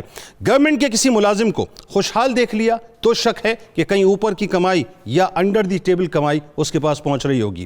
کاغذات نامکمل ہونے کی وجہ سے کسی سرکاری افسر کے پاس چلے گئے، کوئی کام کروانا ہے، مثلا شناختی کارڈ بنوانا ہے، پاسپورٹ بنوانا ہے، ویزا ہے، کچھ بھی ہے، اس نے دینے سے انکار کر دیا یا اس پہ کچھ دیر ہو گئی تو شک ہے کہ یہ مجھ سے رشوت لینا چاہتا ہے۔ کسی نے توقع کے مطابق توجہ نہیں دی، حال چال نہیں پوچھا تو شک ہے کہ یہ تو صاحب بڑا ہی تکبر میں مبتلا آدمی ہے، بہت ہی کر و فر ہے، سریا لگا ہوا ہے گردن کے اندر، بات بھی طریقے سے نہیں کرتا۔ کسی رشتہ دار کی بات چل رہی تھی، وہاں سے انکار ہو گیا، یعنی رشتہ بھیجا تھا اور انکار ہو گیا۔ معاملہ یہ ہوا کہ اپنے کسی رشتہ دار پر جو ہے پھر شک کر لیا کہ اس نے کوئی گڑبڑ کی ہوگی، رشتہ ہونے سے روک دیا ہوگا۔ شوہر کی توجہ بیوی کی طرف کم ہو گئی تو ساس پر شک ہے کہ اس نے اپنے بیٹے کے کان بھرے ہوں گے یا کوئی عورت زندگی میں آ گئی ہوگی۔ شوہر کا اچانک کسی جگہ تیار ہو کر جانا، اچھے کپڑے پہننا، اچھا سا پرفیوم لگا لینا بیوی کو شک میں ڈال دیتا ہے کہ یقیناً کوئی نہ کوئی معاملہ شروع ہو گیا ہوگا۔ بہو کو نماز کے بعد اوراد و وظائف کرتے ہوئے دیکھ لیا تو ساس شک میں مبتلا ہے کہ ہمیں نقصان پہنچانے کے لیے کوئی وظیفہ کر رہی ہوگی۔ ساس کا بدلا ہوا مہربان رویہ دیکھ کر شک بہو کو پیدا ہو جاتا ہے کہ ضرورت سے زیادہ محبت کیوں ہے، اس کا مطلب یہ ہے کہ دال میں کچھ کالا ہے۔ جس نے قرض لیا یعنی لون لیا اور وہ رابطے میں نہیں آ رہا تو شک ہے کہ میرا قرض وہ لے کے کھا کے بھاگ چکا ہے۔ جس سے پیسے لینے ہیں وہ مل نہیں رہا تو فوراً شک پیدا ہو گیا کہ اب یہ دینا نہیں چاہتا۔ کسی نے وقت دیا اور آنے میں تاخیر ہو گئی تو شک پیدا ہو گیا کہ وعدہ کر کے مکر گیا، یعنی میرے وقت کی اس کے نزدیک کوئی قیمت ہی نہیں ہے۔ جس نے میٹھی بات کر لی شک پیدا ہو گیا کہ کوئی غرض ہوگی، اسی وجہ سے یہ میٹھا میٹھا بن کے مجھ سے باتیں کر رہا ہے۔ یعنی یہ چند مثالیں ہیں ناظرین معاشرے کی جس نے معاشرے کو شک کے دلدل کے اندر ایسا دھسا دیا ہے کہ آج ہم ہر آدمی کو شک کی نگاہ سے دیکھتے ہیں، اس کی نیت کا انالیسس کرتے ہیں، اس کا پوسٹ مارٹم کرتے ہیں اور پھر اپنے تئیں چیک کرتے ہیں کہ یہ آدمی صحیح نہیں ہے یا یہ خاتون صحیح نہیں ہے۔ آج بنیادی طور پر علماء کرام سے یہی سمجھنا ہے کہ شک جیسی بیماری نے جس نے کینسر کی سی صورت اختیار کر لی ہے معاشرے میں، اس سے بچا کیسے جائے۔ مفتی صاحب آپ سے بات کا آغاز کرتے ہیں، سب سے پہلے بتائیے شک کے نقصانات۔ بسم اللہ الرحمن الرحیم۔ جنید بھائی، کوئی بھی رشتہ ہے، چاہے وہ میاں بیوی کی صورت میں ہے یا دوست کا دوست سے ہے یا کولیگس کا ہے یا بھابھی اور نند کا ہے، ہر رشتے کے درمیان جو کلید اور جو بنیادی ڈور ہے وہ ہوتا ہے اعتماد۔ بالکل ٹھیک ہے۔ شک کیا کرتا ہے؟ اعتماد کے خوبصورت بندھن کو کاٹ دیتا ہے۔ شک کیا کرتا ہے کہ شک نہ صرف جیسا کہ آپ نے ڈیٹیل کے ساتھ بتایا کہ ایک قدیم اور محبت بھرے تعلق کو توڑتا ہے، بد اعتمادی اور بعض اوقات اس کے ضمن میں بہت سارے گناہوں کا ایک دروازہ کھلتا ہے جس میں بدگمانی کے ساتھ ساتھ بعض اوقات شکی مزاج آدمی اپنا انتقام یا اپنے دل کی بھڑاس نکالنے کے لیے لفظوں کا سہارا لیتا ہے، تو وہ غیبت بھی ہو سکتی ہے، وہ بہتان ترازی بھی ہو سکتی ہے، اور بعض اوقات اس سے آگے بڑھ کر فزیکلی ٹارچر کرنا شروع کرے گا۔ ایسا ہی تو شک ایک ایسی بنیاد ہے جس کے باعث رشتہ جہاں ٹوٹتا ہے وہیں شک کرنے والا بری طرح ڈیمیج ہو جاتا ہے۔ یہ تو ہو گیا اس کے ظاہری نقصانات۔ شک کرنے والے کو ایک اور بڑا نقصان ہوتا ہے، وہ یہ ہوتا ہے کہ شک کرنے والا اندر ہی اندر اپنے آپ کو جلاتا رہتا ہے، اس کا ذہن خواہ مخواہ ایک الجھن میں رہے گا، منفی سوچ اس جس کے بارے میں شک کر رہا ہے وہ تو مطمئن اور تسلی کی زندگی گزار رہا ہے، اور یہ پریشان ہے، یہ جل رہا ہے، یہ فرسٹریشن کا ڈپریشن کا شکار ہے، ایون کہ یہ بعض اوقات ذہنی مریض بن جاتا ہے، شوگر کا مریض ہو جاتا ہے، بلڈ پریشر کا مریض ہو جاتا ہے۔ آگے میں آپ کو بتاؤں کہ شکی مزاج جو لوگ ہیں نا، ان میں سے 90% وہ ہیں جو انزائٹی میں چلے جاتے ہیں۔ ہاں بالکل ایسا، کیونکہ ہم سے لوگ رجوع کرتے ہیں اور اپنا اس طرح کے مسائل ذکر کرتے ہیں، وظائف پوچھتے ہیں. اس لیے میں آپ کو اپنے تجربے کی بات بتا رہا ہوں کہ شک جو ہے یہ انزائٹی اور ڈپریشن تک لے جاتا ہے. تو ضروری یہ ہے کہ شک کو شروع میں ہی کنٹرول کیا جائے. میں نے آغاز میں ایک بات کہی تھی کہ شک دو طرح کے ہیں، بلکہ کئی طرح کے آپ شک، اس کی بڑی ڈیٹیل ہے. جی. کچھ شک حرام ہیں، کچھ شک جائز ہیں، اور کچھ شک ایسے ہیں جو بندے کو حرام تو نہیں ہے لیکن حرام تک لے ضرور جاتے ہیں. ٹھیک ہے. اچھا، اب جو شک مثلاً بندے کا بیوی کے بارے میں یا دوست کے بارے میں ایسا شک کرنا جو بدگمانی کے زمرے میں آئے، ٹھیک ہے، یہ جو ہے یہ بعض اوقات گناہ ہوتا ہے. ان بعد الظن اثم. اچھا، اسی طرح ایک شک بندے کا اللہ کے بارے میں ہے، رسولوں کے بارے میں، اللہ اپنے نظریات اور عقائد کے بارے میں. بعض اوقات وہ قبر کے جو حالات ہیں اس حوالے سے شک کرتا ہے، بعض اوقات آخرت کی زندگی کے حوالے سے شک کرتا ہے. یعنی اسلامی عقائد اور نظریات کی جو ڈیٹیلز ہیں اس پر شک گزرتا ہے کہ جو کچھ کہا جاتا ہے کیا یہ ہے یا نہیں. اسی طرح بعض اوقات صحابہ انبیاء کے بارے میں عجیب و غریب شک پیدا ہو جاتا ہے. اسی طرح تھوڑا سا اور ایک جملہ کہوں، اسی طرح بعض اوقات یہ شک، جس کو شک اور وسوسے میں اس دوران فرق کرنا مشکل ہو جائے گا. ہمیں نماز پڑھتے ہوئے شک پڑ جائے گا کتنی رکعتیں پڑھی ہیں، بالکل صحیح. وضو کرتے ہوئے شک پڑ جائے گا. تو اب ان سب کا علاج بھی ہے جس کو میں اس پہ بات کریں گے. اس میں دیکھیں کچھ چیزیں بڑی اہم ہیں. ایک تو بات یہ ہے کہ وہ جو اللہ کی ذات پہ شک کرنا معاذ اللہ، کہ اس کی ایگزسٹنس بھی ہے کہ نہیں معاذ اللہ، یا جنت اور دوزخ کی ایگزسٹنس ہے کہ نہیں، یا قبر اور عذاب قبر اور جزائے قبر کی ایگزسٹنس ہے کہ نہیں، اس پہ کریں گے گفتگو. مفتی صاحب یہ بتائیے، معاشرے میں شک اتنا سرائیت کیوں کر گیا ہے جبکہ قرآن اور حدیث تو اس بارے میں بالکل کچھ اور فرماتی ہیں؟ جی. بسم اللہ الرحمن الرحیم. بہت شکریہ، بڑا اہم ٹاپک ہے اور بڑی مضبوط بنیاد فراہم کی ہے مفتی صاحب نے. شک اور یقین یہ ایک دوسرے کے مقابل ہیں. تو شک جتنی بڑی لعنت ہے وہ شک جو حرام ہے جو مفتی صاحب نے کہا. یقین کی دولت اتنی بڑی نعمت. واہ واہ. شک جو ہوتا ہے یہ ایک خرابی نہیں ہے، یہ بے شمار خرابیوں کا اور معاشرتی برائیوں کا پیش خیمہ ہے. صحیح. اسی شک سے پھر وہ بدگمانی جنم لیتی ہے، اسی سے تجسس جنم لیتا ہے. بالکل اسی کی ٹو میں لگے رہنا، بالکل ایسا، جاسوسی کرنا اور کروانا. اور منع کیا گیا کہ ٹو میں نہ لگے، منع کیا گیا ہے. یعنی بدگمانی سے سختی کے ساتھ قرآن میں لا تجسسوا اجتنبوا کثیرا من الظن ولا تجسسوا ولا یغتب بعضکم بعضا. فرمایا کہ تم بدگمانی سے بھی بچو، کسی کی ٹو نہ لگاؤ اور ایک دوسرے کی غیبت نہ کرو. صحیح ہے. اور اسی سے پھر چگل خوری جنم لیتی ہے. بالکل ٹھیک ہے. جب شک میں بندہ مبتلا ہوتا ہے تو کسی جاسوس کو چھوڑتا ہے، پھر وہ آ کے چگل خوری کرتا ہے، وہ انٹیلیجنس کا کردار ادا کرتا ہے. اور اسی سے اپنے کسی بھی مسلمان بھائی کی جو پردہ دری ہے، اتنا بڑا جرم اور اتنا بڑا عیب ہے، وہ بھی اسی سے جنم لیتا ہے. اب وہ مسلمان بھائی چاہے شوہر ہی کیوں نہ ہو، چاہے ساس ہی کیوں نہ ہو، چاہے بہو کیوں نہ ہو، چاہے باپ ہو، چاہے بھائی ہو، کوئی بھی، یعنی بنیادی طور پر تو جو ایک گھر کا نظام ہے سب سے زیادہ تو اس کو مضبوط اور سیکیور رکھنا ضروری ہے. سب سے زیادہ تو بدگمانیوں سے بچنا اس کے اندر ضروری ہے. بالکل ٹھیک ہے. جس طرح مفتی صاحب نے کہا اعتماد سب سے زیادہ اس کے اندر ضروری ہے، کیونکہ یہ رشتے ہیں ہی ایسے جو اعتماد پر چلتے ہیں. اچھا سر، ایک بات بتائیے کہ مجھے سمجھ یہ بات نہیں آتی کہ شک کیوں پیدا. ایک شخص ہے وہ سامنے کھڑا ہوا ہے، فرض کیجئے میں بلا وجہ کیوں سوچ رہا ہوں کہ یہ میرے خلاف کوئی سازش کر رہا ہے.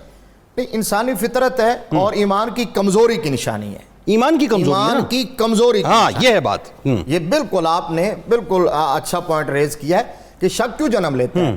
جس کا ایمان مضبوط ہے نا اس بات پر کہ ساری کائنات بھی ایک طرف ہو جائے اور مجھے ایک رتی کے برابر بھی نقصان نہیں پہنچا سکتا. واہ واہ واہ واہ. جب تک میرا اللہ نہ چاہے. وہ کبھی شک نہیں کرتا. بالکل ٹھیک ہے. وہ کبھی شک نہیں کرتا. وہ یقین کی دولت پر رہتا ہے.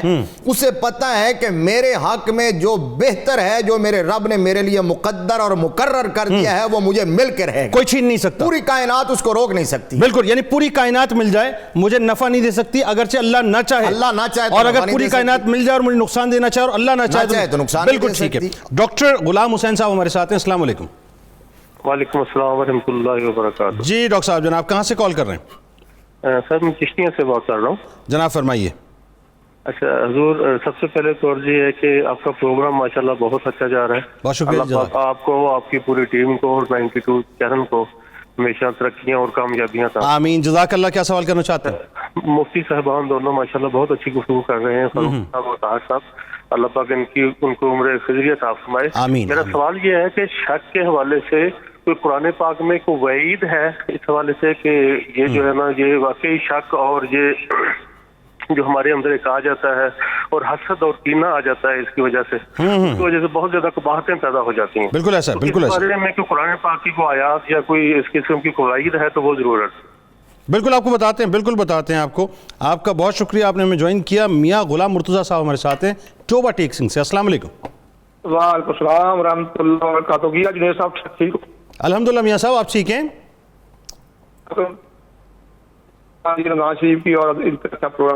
آپ میاں صاحب میرا خیال ہے موبائل فون سے بات کر رہے ہیں, اور اگر بات کر رہے ہیں موبائل فون سے تو تھوڑا باہر آ جائیے, سگنلز ڈراپ ہو رہے ہیں. جی سر باہر آ گیا. سوال یہ ہے کہ اپنے معاشرے کو شک اور بدگمانی کس طرح بچا سکتے ہیں؟ شک سے نجات کیسے ملے؟ بالکل ٹھیک, بالکل آپ کو بتاتے ہیں. بہت شکریہ, آپ نے ہمیں جوائن کیا. راول پنڈی سے فخر الدین صاحب ہمارے ساتھ ہیں. السلام علیکم. وعلیکم جناب. بھائی جان میں پوچھنا سی بھائی, میرا دوست بہت اچھا 20 سالاں دا سارا یتیم سی, میں اپنے کول اپنی دکان تے رکھیا, تھوڑا جو نے ڈیفیکٹ کیتا. سر مینوں پنجابی اتنی گاڑی نہیں آندی ہے, مجھے اردو میں ذرا سوال کریں گے تو میرے لیے بہت آسانی ہو جائے گی. اچھا بھائی جان, میرا دوست ہے 20 سالوں کا. ٹھیک ہے نا جی؟ ہاں ٹھیک ہو گیا جی. تھوڑی سی دکان 20 سالوں سے میری دکان پر کام کر رہا تھا. ٹھیک ہے. میں نے اپنی آنکھوں سے اس کو تھوڑا سا دیکھا ہے. تھوڑا سا کیا دیکھا ہے بھائی؟ وہ تھوڑی سی ہیر پھیری کرتا تھا, میں نے اس کو دیکھا ہے. یہی بات میں نے پوچھنی تھی کہ دوست کو معافی دے دیں, اس پہ تھوڑا سا میرا بھائی بس. اچھا آپ کو بتاتے ہیں جی. آپ کو بہت شکریہ. پہلے اسی سوال سے لے لیں. 20 سال سے ملازم کام کر رہا تھا اور وہ اس کو دیکھا ہیر پھیر کرتے ہوئے, تو کہ معافی دے دیں, کیا کریں؟ معافی دے دیں. معافی دے دیں. واہ کیا اچھی بات ہے. معافی مانگے ابھی بتائیے, جو معافی مانگے اس کو معاف کر دیں. پرسنل معاملہ ہے نا جی. تو من سترہ مسلمان سترہ اللہ یوم القیامہ. جو اپنے کسی مسلمان بھائی کی کسی عیب پر پردہ ڈالتا ہے, اللہ اس کے عیبوں پر پردہ ڈال دے گا. آپ اس نیت سے پردہ ڈالیں, ہمارے اندر عیب نہیں ہے. اگر آپ نے پکڑ لیا جب تک اس پبلک میں نہیں ہوا, ڈسکلوز نہیں ہوا, تو اچھی بات. سر شک پیدا ہو جاتا ہے, اس سے بچا کیسے جائیے بتائیے. اچھا جی, اس میں نا شک کی نوعیت پہلے جاننا بڑا ضروری ہے. اچھا اس کے ساتھ ساتھ وہ جو سوال ہے اس کو بھی ایڈریس کر دیجئے گا کہ یہی شک قرآن اس بارے میں کیا کہتا ہے, اور اس سے جو حسد بغض کینہ وغیرہ قرآن پہ تو ظاہر آپ نے کلام فرمایا. جی میں عرض کر رہا ہوں کہ جو پہلے قرآن کی آیت کا جنہوں نے پوچھا, شک کی نوعیت کو سمجھنا بڑا ضروری ہے کہ شک کس طرح کا جنم لیا ہے. جی کسی فرد کے بارے میں برائی کا کوئی خیال ذہن میں آیا ہے کہ یہ شخص یہ برائی کرتا ہے, وہ ہوتا ہے بدگمانی. یہ شک بدگمانی کے مترادف ہے, اور اس کے حوالے سے وہ آیت ہے جو مفتی صاحب نے بھی تلاوت کی ہے. نبی کریم صلی اللہ علیہ وسلم کی ایک حدیث ہے, حضرت انس سے مروی ہے. آپ نے فرمایا کہ انس ایک کام بتاؤں, صبح و شام یہ کیا کروں. عرض کی یا رسول اللہ کیا کام؟ میں صبح اور شام اس انداز میں کرو کہ تمہارے دل میں کسی مسلمان کے حوالے سے میل نہ ہو. آہا کیا اچھی بات ہے. اچھا اب آپ نے اس پر بشارت دی, میل نہ ہو مطلب شک نہ ہو, برا شک نہ ہو, بدگمانی نہ ہو. کسی مسلمان, چاہے وہ بیوی ہے, نند ہے, بھائی ہے, کلیگ ہے, بوس ہے, کوئی بھی ہے, بشارت یہ دی کہ یہ میری سنت ہے, اور جو میری سنت پر عمل کرے گا کل قیامت وہ میرے ساتھ جنت میں ہوگا. یہ آپ نے ایک قیمتی بشارت بھی دی. اسی طرح آپ صلی اللہ علیہ وآلہ وسلم نے بدگمانی سے بچنے کے مختلف طریقے بھی ارشاد فرمائے. بتائیے. شک سے بچنے کے لیے ضروری ہے کہ سب سے پہلے بندہ استغفار کرے. واہ سبحان اللہ. اللہ تعالیٰ کی بارگاہ میں توبہ کرے کہ اللہ تعالیٰ مجھے اس سے نجات بخشے. دوسری بات ہے جیسے مفتی صاحب نے کہا اپنے اندر یقین پیدا کرے کہ جب تک اللہ نہ چاہے مجھے کوئی ضرر نہیں دے سکتا, جب تک اللہ نہ چاہے مجھے کوئی فائدہ نہیں دے سکتا. نمبر 3 وہ یہ سوچے کہ ممکن ہے جو میں شک کر رہا ہوں ایسے نہ ہو. صحیح بات ہے. اور اگر ایسے نہ ہوا تو مجھے میرا شک میرے گناہ کا باعث بنا دے گا, میرا نامہ اعمال کالا ہو جائے گا. اور علامہ ابن حجر حیتمی نے ایک بڑا خطرناک جملہ شک کرنے والوں کے لیے لکھا ہے. بتائیے. وہ لکھتے ہیں الزواجر کے اندر کہ شک کرنے والے کو جو سب سے بڑا نقصان ہوگا وہ یہ کہ کل قیامت وہ اللہ کی ملاقات سے محروم رہے گا. اللہ. کیونکہ اس سے قلب سلیم کی موت ہو جاتی ہے. کیونکہ یہ جو شک ہے نا, برا شک جو بدگمانی کے یہ قلب سلیم کی موت کر دیتا ہے, اور جس کا قلب سلیم نہ ہو وہ ملاقات الہی سے محروم. اللہ. یہ تو اتنی بڑی وعید ہے. وہ جو وعید کا پوچھ رہے تھے اس سے بڑی وعید اور کیا ہوگی مجھے بتائیے. اس سے بڑی وعید ہو ہی نہیں سکتی کوئی. لیکن ایک سوال آپ کی بات سے پیدا ہو گیا, وہ سوال آپ ذہن میں رکھیے گا. جی میں آ کے جواب آپ سے لوں گا. ہمارے یہاں بہت سے لوگ جیسا میں نے ابتدا میں کہا جاب چلی گئی, یا بیٹا جو ہے مطلب دور ہو گیا, یا شوہر دور ہو گیا, یا جاب میں کوئی پرابلم ہو گئی, یا کاروبار میں کوئی پرابلم ہو گئی, کسی عامل کے پاس چلے گئے, کسی مطلب جعلی عامل کے پاس, سو کال جعلی عامل کے پاس. اس نے کہا جی تم پہ تو کسی نے کیا ہوا ہے. اچھا جی کس نے کیا ہوا ہے؟ میں تمہیں پہلا حرف بتا دیتا ہوں. وہ جو اس نے پہلا حرف بتایا اب وہ تلاش کرتا پھر رہا ہے سب سے پہلے جو امیڈیٹ فیملی کے اندر, رشتہ داروں کے اندر, دوستوں کے اندر, اور اس کے بعد وہ ایک بنیاد بنا لیتا ہے کہ یہ جو میرے پیچھے پڑا ہوا ہے, یا یہ جو میرے پیچھے پڑی ہوئی ہے. اس پہ آپ نے کامنٹ کرنا ہے. ایک کالر ہمارے ساتھ ہیں عاشق حسین صاحب اٹک سے. السلام علیکم. السلام علیکم سر جی. جناب وعلیکم السلام. کیسے مزاج ہیں؟ کیا حال ہے سر جی, آپ کا ٹھیک ہے جناب؟ اللہ کا شکر ہے. فرمائیے کیا پوچھنا چاہتے ہیں؟ مفتی صاحب سے ایک سوال ہے. بہت اچھے ہیں آپ کے دوست ہیں جناب, بہت پیاری پیاری باتیں کرتے ہیں. بہت شکریہ جی. فرمائیے. سر جی یہ میں آپ سے بات نہیں کی, میں ادھر اٹک میں ہوں نا, تو میری دکان آس پاس میں لڑکے رقص والے ہوتے ہیں. کوئی بھی میں بالکل نہیں سمجھ پا رہا, آپ اتنے تیز گام کی طرح کیوں دوڑ رہے ہیں؟ تھوڑا آہستہ آہستہ بتائیے. رستے میں گالیاں نکالتے ہیں ایک دوسرے کو, اور یہ کہ غیبت بھی کرتے ہیں. اور دوسری بات یہ ہے کہ رمضان میں تو شیطان سارے جکڑ دیے جاتے ہیں زنجیروں میں. انسان کے دل میں وسوسے برے کیوں آتے ہیں؟ اچھا شیطان قید ہو جاتا ہے رمضان میں, وسوسے دل میں کیوں آتے ہیں؟ جی آپ کامنٹ فرمائیے. جی وہ شیطان جو شیطان اکبر ہے, وہ ابلیس جو ہے وہ قید ہو جاتا ہے, لیکن ایک بندے کے اندر ایک شیطان ہے, نفس امارہ کی صورت امارہ کہتے ہیں. تو وہ یہ جنگ مسلسل جاری رہتی ہے, اور ماہ رمضان المبارک کی ساری پریکٹسز جو ہیں وہ اسی کو کنٹرول کرنے کے لیے ہیں. اچھا یہ بتائیے ہمارے یہاں جو رشتوں میں, اب ذرا بڑا کیٹیگوریکل اور انتہائی گراس روٹ لیول پہ جا کے بات کو سمجھاتے ہیں لوگوں کو, آج ساس بہو پر شک کر رہی ہے, یہ معاشرے میں ہو رہا ہے, اور یہ میں چاہتا ہوں کہ لوگ سنیں اس بات کو کہ ساس بہو پہ شک کر رہی ہے, بہو ساس پہ شک کر رہی ہے. اچھا جی میاں بیوی پہ شک کر رہا ہے, ٹھیک ہے جی, بیوی جو ہے میاں پہ شک کر رہی ہے, بھائی پہ شک کر رہا ہے, بہن بھائی پہ شک کر رہی ہے, بھائی بہن پہ شک کر رہا ہے, رشتہ دار آپس میں ایک دوسرے پر شک کر رہے ہیں, جس کے یہاں جاب کر رہے ہیں وہ اپنے ملازم پہ شک کر رہا ہے, جو جاب کر رہا ہے وہ اپنے باس پہ شک کر رہا ہے, دوست آپس میں ایک دوسرے پر شک کر رہے ہیں. یعنی صورتحال کاروباری حلقے میں چلے جائیے, انگنت تباہ کاریاں. ذرا یہ بتائیے کہ گھروں کی جو یہ شیرازے بکھرتے جا رہے ہیں, خاص طور پہ جو ساس بہو میاں بیوی کے معاملات, اس میں نند بھاوج آپس میں شطرنج کی چالیں بنی ہوئی ہیں پوری. جنید صاحب اس کی تباہ کاریاں تو شمار و قطار سے باہر ہیں. پہلا اس کا نقصان وہی ہے کہ بندہ خود سکون سے محروم ہو جاتا ہے. لہٰذا جو چاہتے ہیں کہ وہ سکون کی زندگی جئیں, وہ یقین کی دولت حاصل کریں, اللہ پر ایمان کامل رکھیں, اور شک سے. دوسرا یہ ہوتا ہے کہ یہ جو گھر کا نظام ہے یہ سارا تباہ ہو جاتا ہے. جی. اور الٹیمیٹ کیا ہوتا ہے؟ طلاق کی نوبت آتی ہے. الٹیمیٹ کیا ہوتا ہے کہ آپ جعلی حاملوں کے پاس جاتے ہیں, اور وہ تو پھندا لگا کے بیٹھے ہوئے ہیں, جال بچھا کے بیٹھے ہوئے ہیں کہ کوئی شکار پھنسے, اور آتے ہی پہلا ان کا کیا ہوتا ہے؟ جو جعلی حامل ہے. جب کوئی بھی خاتون, زیادہ تر خواتین زیادہ ان سے رابطہ کرتی ہیں, وہ جو آپ کہہ رہے ہیں گھروں کے معاملات میں ہمارے ساتھ بھی رابطہ کرتی ہیں, تو وہ یہی ہوتا ہے کہ جناب وہ جب پوچھتی ہیں تو جعلی عامل کہے گا جناب آپ پر تو بہت بڑا سخت کالا جادو کیا ہے، سفلی کر دی ہے، ہنڈیا پھینک دی آپ کے گھر کے اوپر، ہنڈیا پھینک کے مار دی. عورت ہے، عورت پھر وہ فوراً کہے گی جی اس کا حل کیا ہے، اچھا کس نے کیا ہے، تو وہ کہے گا یہ آپ کا کوئی قریبی ہے. یعنی یہ اور زیادہ شک میں مبتلا، کوئی قریبی. آپ نے کہا پھر وہ قریبیوں کو ہر ایک کو شک کی نگاہ سے دیکھے گا. اور پھر اس کے بعد اس کی ڈیمانڈ شروع ہوتی ہیں. پھر عورتیں اپنے گھر کا مال سارا لٹاتی ہیں، بسا اوقات معاذ اللہ عزت سے بھی ہاتھ دھو بیٹھتی ہیں، بسا اوقات اسی چکر کے اندر. اور پریکٹیکلی میں نے دیکھا ہے وہ خواتین رابطہ کرتی ہیں، مفتی صاحب بھی ماشاءاللہ علمی روحانی شخصیت ہے، تو اگر ہم انہیں ڈائریکٹ پہلے مرحلے میں کہہ دیں نا کہ کوئی بھی بیوی کچھ نہیں ہے، آپ پر کوئی جادو نہیں ہے، آپ نماز تو وہ مطمئن نہیں ہوتی پھر کسی جعلی عمل کے. میں ناظرین آپ کو ایک واقعہ بتاؤں گا، اور حقیقی واقعہ آپ کو بتاؤں گا کہ یہ جو شک کی بنیاد پہ ایک عورت کا شوہر اس کو چھوڑ کے چلا گیا، اس کو پانے کے لیے وہ عورت کس حد تک گئی ہے میں بٹوین دا لائنز آپ کو بتاؤں گا. لیکن اتنا انتہائی عبرتناک بات ہے کہ آپ یقین مانیے میں اس بات کو جب بھی میں نے پڑھا اور سنا، اللہ مان الحفیظ. ہمارے ساتھ رہیے، آپ سے ملاقات کرتے ہیں مختصر وقفے کے بعد.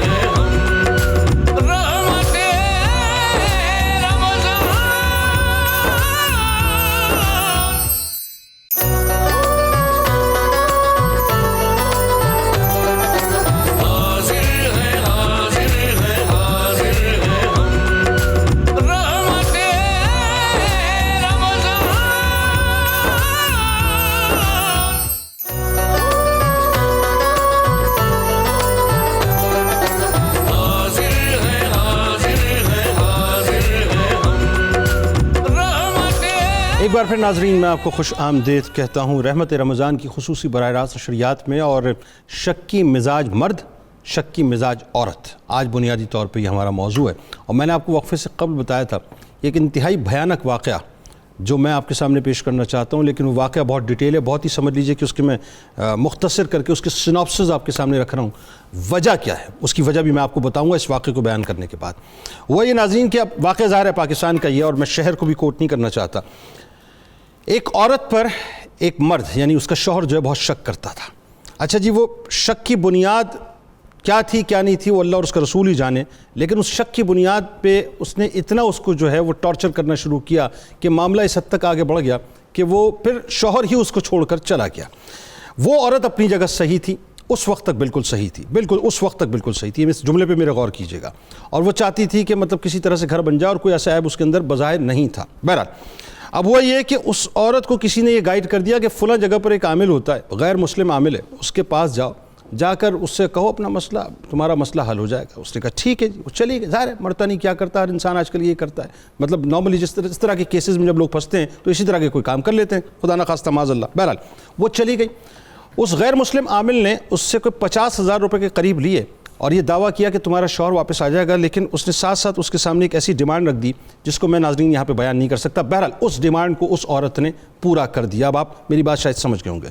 بہرحال قصہ مختصر یہ ناظرین بتانے کا مقصد یہ ہے کہ انسان جب شک میں مبتلا ہوتا ہے تو اپنے گھر کو برباد کرتا ہے، یا گھر خدا نخواستہ برباد ہوتا ہے.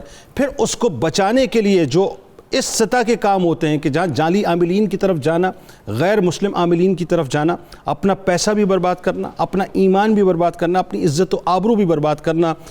بات صرف شک سے شروع ہوتی ہے لیکن اس کی تباہیوں کا ہم اندازہ نہیں کر سکتے کہ اس کی گونج پھر کہاں تک جاتی ہے. مفتی صاحب کیا فرمائیں گے کہ ہمیں کس طرح سے بچنا چاہیے؟ اس کو بچنے کے جی طریقے ہیں. اگر شک میں مبتلا ہیں تو سب سے پہلے یہ عجلت اور بے صبری کی وجہ سے شک پیدا ہوتا ہے. اپنی شخصیت میں ٹھہراؤ پیدا کریں. نمبر 2، شک جو پیدا ہوتا ہے جس سبب سے پیدا ہوا ہے تھوڑی سی تحقیق کر لیں تاکہ شک کی بنیاد ہی ختم ہو جائے. ٹھیک ہے. مثلا کسی بھی بنیاد پر شک پیدا ہوا تو آپ جس کے بارے میں شک پیدا اس سے بات کر لیں. اچھا، شک کی بنیاد پہ الزام لگانا یہ جائز نہیں ہے. جس کے والے سے شک پیدا ہو نا براہ راست اس سے بات کریں ٹھنڈے ماحول میں، اور اپنا جو ذہن کے اندر خلش ہے اس کو ختم کر لیں تاکہ شک سرے سے ہی ختم ہو جائے اور بات آگے نہ بڑھے.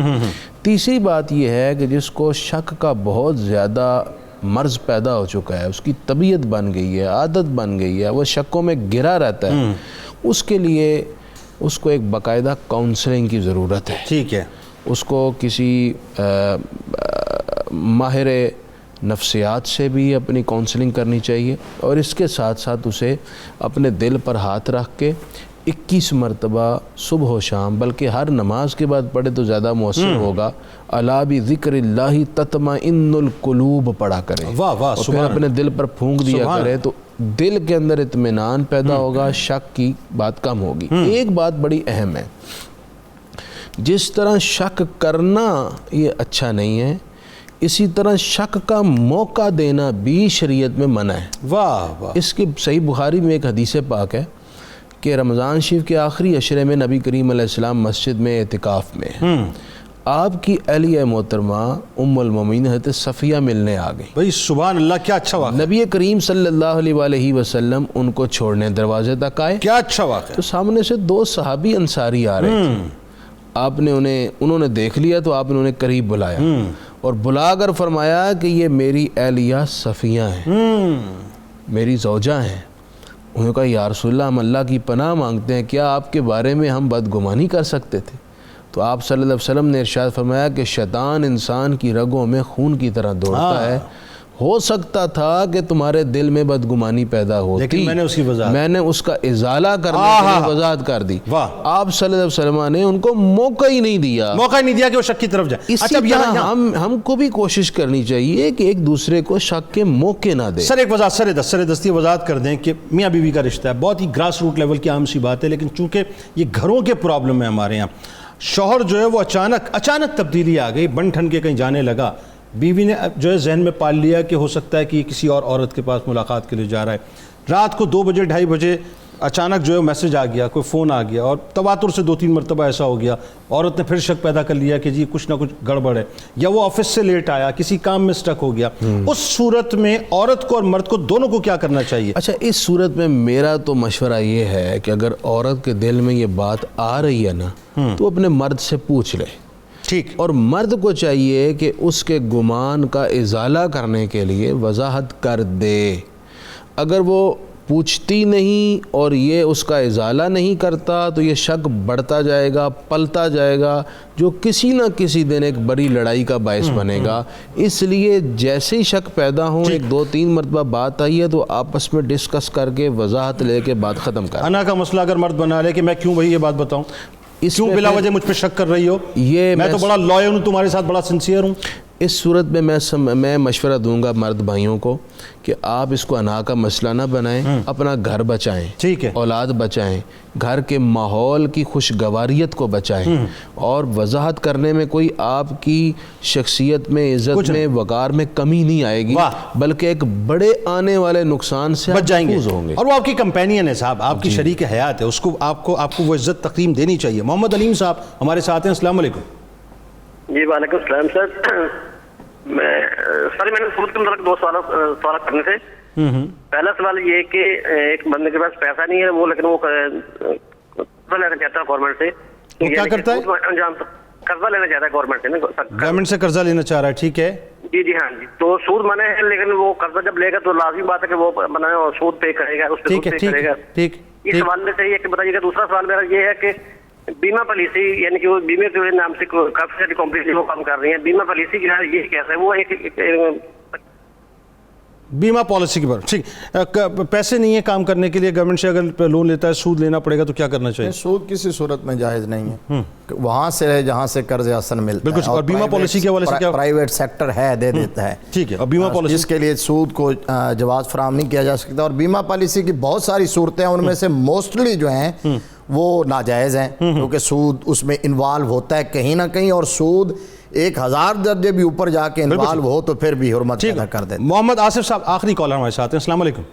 جی وعلیکم السلام. جناب جی میں نے سر پوچھنا تھا کہ اگر ایک انسان بندے کے پاس 1 لاکھ روپیہ ہے اور اس کے اوپر وہ زکوٰۃ ادا کر دیتا ہے, ٹھیک ہے, اچھا وہ پورا سال وہی 1 لاکھ روپیہ اس کے پاس پڑا رہتا ہے, کیا اگلے سال اسی 1 لاکھ کے اوپر جس کے اوپر وہ پہلے زکوٰۃ دے چکا ہے دوبارہ زکوٰۃ دے گا؟ بالکل آپ کو بتاتے ہیں. جی سال میں نصاب ہو گیا، زکوٰۃ ادا کر دی، 1 لاکھ روپیہ تھا، زکوٰۃ ادا کر دی کہ اگلے سال اسی 1 لاکھ روپے پہ دوبارہ زکوٰۃ؟ بالکل، اگلے سال نئے سال میں جب سال پورا ہوگا تو جتنی اماؤنٹ ہوگی ساری کو کیلکولیٹ کیا جائے گا اور اس ساری پر زکوٰۃ ادا کی۔ سر آخری کوئی میسج لوگوں کو گھر بچانے، لوگوں کو اس شک کی بیماری سے باہر نکلنے کے لیے؟ دیکھیے آقا علیہ الصلوۃ والسلام کے حیات پاک اسوہ کاملہ ہے۔ مفتی صاحب نے کہا کہ دونوں پہلو سرکار نے بیان فرمائے ہیں۔ ایک میں یہ کہا کہ اتقوا مواقع الشبہات، کہا جہاں جانے سے شک پیدا ہو وہاں سے بچو، اپنا دامن بچاؤ۔ جو چیز تمہیں شک میں ڈال دے اس سے بچو، ایسا ہی ہے نا؟ نہیں، یہ اور چیز ہے، یہ ہے کہ جہاں جانے سے آپ کے بارے میں کوئی شک کرے، اچھا ہو ایسا عمل نہ کرو، ایسا ایکشن نہ کرو، ایسی جگہ پر نہ جاؤ جہاں سے کسی کو شک پیدا ہو۔ اور دوسرے کے لیے یہ کہا دا ما یریبک الی ما لا یریبک، جو چیز تمہیں شک میں مبتلا کر دے اس کو چھوڑ دو، جو یقین والی منزل ہے اسے اپنا لو، کیونکہ یقین محکم، عمل پہم، محبت فاتح، جہاد زندگانی میں ہے یہ مردوں کی شمشیر۔ سر بہت شکریہ آپ کا، بہت شکریہ آپ کا، آپ تشریف لائے۔ ناظرین کرام انشاءاللہ زندگی رہے گی تو رات سحری کے وقت آپ سے ملاقات ہوگی۔ اس دعا اس امید اس یقین کے ساتھ اجازت دیں، اللہ تعالیٰ آپ کا، ہمارا، ہم سب کا حامی و ناصر ہو۔ اللہ حافظ۔